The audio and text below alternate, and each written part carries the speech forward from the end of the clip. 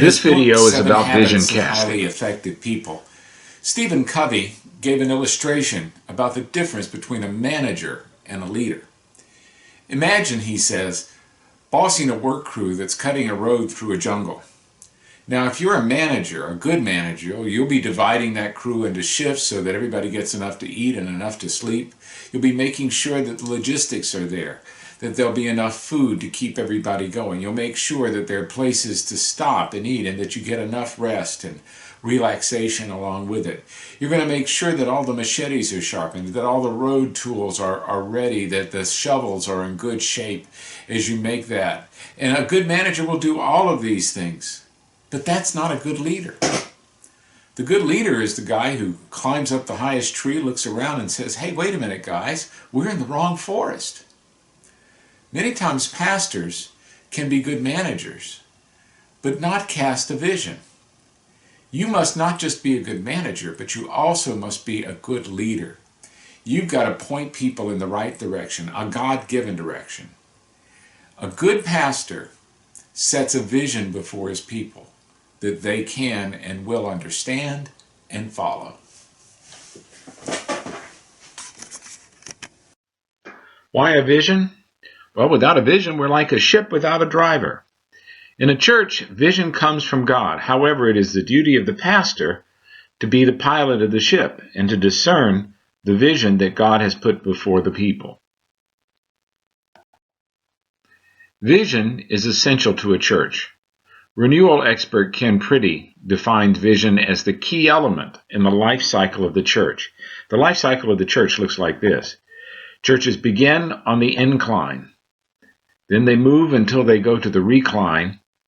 And then as they fall, as they die, they go on the decline. Incline churches are driven by a sense of purpose or vision. They are innovative. They're always looking for ways to accomplish that vision. They are future-oriented. They have hope and joy about the future. They're willing to take risks and to make sacrifices to make the vision happen.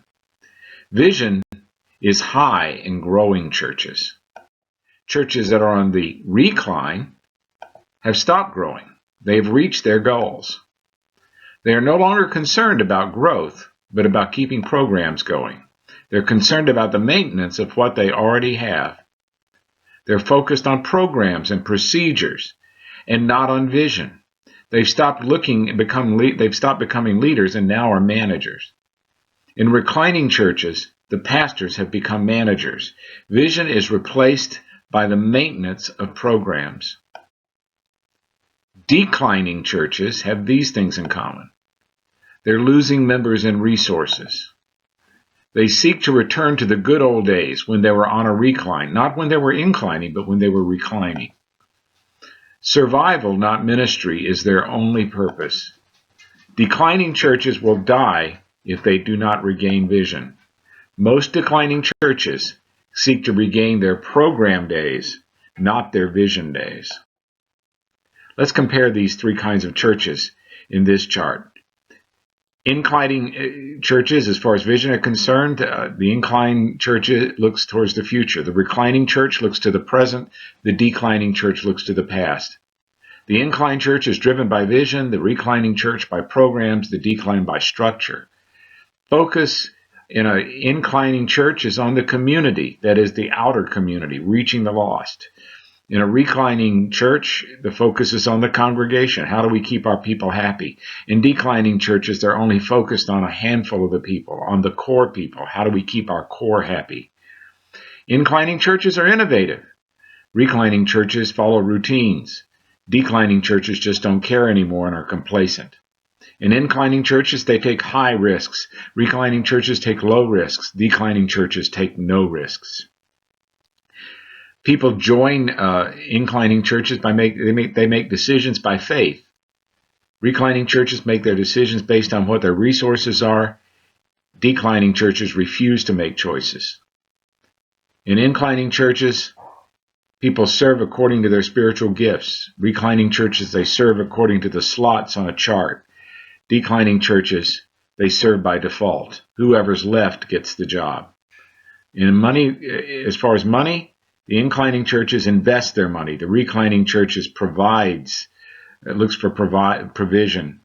The declining churches seeks to preserve their money. The leadership in an inclining church is new. In a reclining church, they only use established leaders. The declining church uses incumbent leaders. That is, the people they've always had in place. Inclining churches have conversion growth. Reclining churches have transfer growth. Declining churches have no growth. The pastor's vision is the key to success and the difference between an inclining, reclining, and declining church. If the pastor has no vision for the church, then the church itself will have no vision. The pastor's role in vision casting is this: he must communicate it, he must maintain it, and he must teach it to each generation of members. The elements of communicating a good vision include, first of all, to give a simple image. A pastor must put forward a simple image that conveys that vision. And I mean literally that, an image, a picture. Confucius said a picture is worth 1,000 words.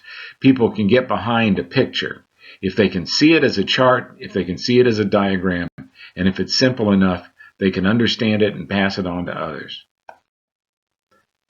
In a vision church, in addition to a simple image, there needs to be a solid story. Stories convey that image in motion.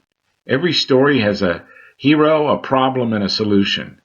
You, as the vision caster, must cast what the church story is so that everybody can understand it. Study the story of your church. Tell them where they've been so you can tell them where they need to go. In addition to a simple image and a solid story, you need a stated goal. Learn to express your goals in measurable objectives. Don't just say you're going to reach the lost. Say you're going to reach 50 new people this month. Don't just say you're going to add small groups. Make it your goal to start 3 new groups this year. Set goals that are achievable with difficulty, but are achievable. In addition to a simple image and a solid story and stated goals, you need a set of values. Now, there are 2 things that you need in the church, and you need to know the difference between them. First of all, you need a vision. That's your vision statement. It says where you're going. Usually a vision statement is short and precise, but it is concrete enough to say where you're going. But not only need a vision statement, you also need a value statement. Value statements tell you how you're going to behave as you're going towards that vision. Put down on paper the values of your congregation. For example, values that you hold dear, such as accepting other people, loving other believers, and excellence in all things. Those values tell you how you are going to achieve your goals, just as the vision statement tells you what your goals are. Elements of a good vision include a simple image, solid story, stated goal, set of values, and milestones on the road. Make sure your vision plan includes short-term goals as well as long-term goals. This helps encourage people along the way. You need a simple image, solid story, stated goals, set of values, step-by-step road milestones on the road. In addition to that, you need a constant evaluation and constant change. Visions must constantly be modified and redirected depending on circumstances. This can only happen if your visions are able to be tested. Constantly test and evaluate where you are going and what you need to be doing. When resistance comes, now you notice I didn't say if resistance comes, it will come. When it does come, do not despair. Resistance is a natural part of the vision casting process. Now, what stops vision? Well, let's look at this chart between vision and resistance. On the right side are the things that cause revision. There's really 4 basic things that cause resistance to vision. The first of those is homeostasis. That's a fancy word for saying we've always done it this way before. People hate change, and they're always going to hate change. And you have to recognize that reluctance to change is just a natural part of people. Second is panic. That's when people say, stop, you'll ruin everything. Panic is the feeling that sets in that causes us to respond out of unreasoning fear, not to take a reasonable approach. The third is ignorance. People say, you don't know anything. Well, ignorance can be, you need education to counter ignorance. But you're going to find out that if people don't know what something is, they're going to resist it. And finally is burnout. And that's the old 7 last words of the church. We never did it that way, or we tried it, but it didn't work. That, unfortunately, is what a lot of churches say. Burnout ruins vision. So how do you counter that? Well, homeostasis, we start a change-friendly atmosphere. Change things in the church, maybe not even big things, but little things, just to get used to changing things. And help people get used to the idea that the church is constantly changing. Panic, you need to have assurance. You need to be a non-anxious presence in the midst of panics. The congregation may panic, but you don't have to. Ignorance, we counter with education. Openly educate people about the need for change. Burnout, we counter with rest.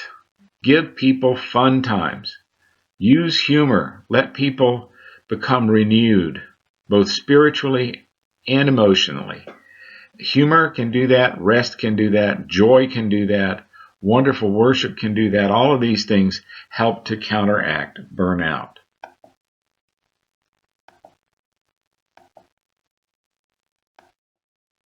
When resistance comes, remember, faith overcomes fear. 2 Timothy 2:17 says, "For God did not give us a spirit of timidity, but a spirit of power and of self-discipline." The word Paul uses for timidity can be translated shyness. It's not fear that defeats us, but shyness. The fear of something that isn't even here yet. Something that we are afraid to try because we think that nobody will listen to us. Paul gives a solution to that. He says that God has not given us a spirit of fear, but He has given us the power of the Holy Spirit. Through the Holy Spirit, God will enable people to hear what we have to say. Second, He's given us a love for God and a love for others. The more we love God and the more we love others, the less concerned we're going to be about whether or not people like us. Third, He gives us self-discipline. Sometimes we just have to face our fears. To run away is an undisciplined way of life. We must face those things we fear. And if we're going to cast a vision that others will follow, we must be willing to give that even in the face of resistance. Don't be afraid.